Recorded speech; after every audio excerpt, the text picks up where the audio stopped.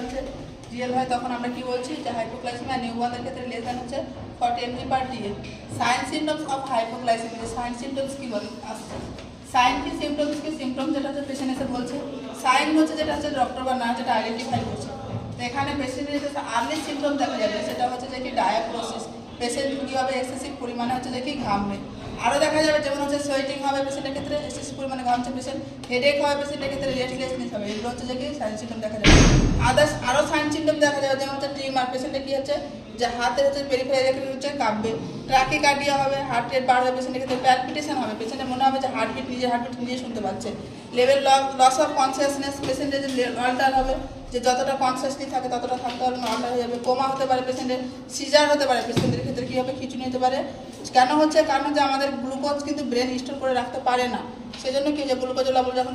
পরিমাণ যখন কমে যাচ্ছে তখন কি হচ্ছে পেশেন্টের ক্ষেত্রে সিজারও দেখা যায়, প্লাস হচ্ছে পেশেন্টের ক্ষেত্রে আমরা কী দেখতে পাবো ডেথও হতে পারে। এবং হচ্ছে অ্যাকর্ডিং আমরা কী করছি, আমরা এটাকে 3 টাইপসে আমরা ডিভাইড করছি। তো এখানে হচ্ছে মাইল্ড হাইপোগ্লাইসেমিয়া দেখতে পারি, মডারেট হতে পারে, আর একটা হচ্ছে সিভিয়ার হতে পারে। তো কখন আমরা কাকে কী বলবো, যখন হচ্ছে যে কি 40 থেকে 70 mg/dl থাকছে তখন আমরা কী বলছি মাইল্ড হাইপোগ্লাইসেমিয়া বলছি, যখন হচ্ছে 20 থেকে 40 mg/dl থাকছে তখন আমরা মডারেট হাইপোগ্লাইসেমিয়া বলছি, যখন হচ্ছে লেস দেন হচ্ছে যে 20 mg/dl থাকছে তখন আমরা হচ্ছে সিভিয়ার হাইপোগ্লাইসেমিয়া করছি। এবং আমরা এগুলোকে কীভাবে ম্যানেজমেন্ট করবো, ফার্স্ট যেটা হচ্ছে যে মাইল্ড হচ্ছে হাইপোগ্লাইসেমিয়ার ক্ষেত্রে আমরা কী করবো, ওরালি কার্বোহাইড্রেট দেবো 15 গ্রাম দিয়ে, আমরা কী করবো 15 মিনিট পর আমরা হচ্ছে যে কি অ্যাসেস করবো র্যান্ডাম ব্লাড সুগার, ওখানে যদি নর্মাল হচ্ছে 70 থেকে বেশি আছে তাহলে যে নর্মালি রয়েছে, যদি কম আছে তাহলে রিপিটেড আমরা সেই 15 গ্রাম হচ্ছে কার্বোহাইড্রেট পেশেন্টকে দেবো। দিয়ে হচ্ছে মডারেট হাইপোগ্লাইসেমিয়া কখন বলছি, যখন 20 থেকে 40 mg/dl থাকছে। এখানে আমরা পেশেন্ট দু ধরনের পেতে পারি, একটা হচ্ছে স্টেবল পেতে পারি, একটা হচ্ছে আনস্টেবল পেতে পারি। যখন আমরা আনস্টেবল পাবো তখন পেশেন্টকে আমরা কিন্তু ওরালি ম্যানেজমেন্ট করবো না, কারণটা কী হচ্ছে সেই পেশেন্ট হচ্ছে গিয়ে সেই ওরালি যে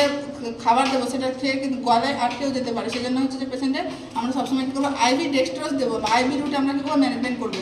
স্টেবল যদি থাকে তাহলে আমরা কী করবো যে সেম হচ্ছে যে কি মাইল্ড হাইপোগ্লাইসেমিয়ার মতো হচ্ছে যে ওরালি কার্বোহাইড্রেট দিয়ে আমরা কী করবো ম্যানেজমেন্ট করবো। দেন হচ্ছে সিভিয়ার হাইপোগ্লাইসেমিয়া, লেস দেন যখন 20 mg/dl থাকছে গ্লুকোজ লেভেল তখন পেশেন্ট কিন্তু স্টেবল থাকবে না, তো কখনো আমরা কী করবো সেই সমস্ত পেশেন্টকে আমরা কী করবো ওরালি হচ্ছে যে কি কার্বোহাইড্রেট দেবো না, কারণটা কী হচ্ছে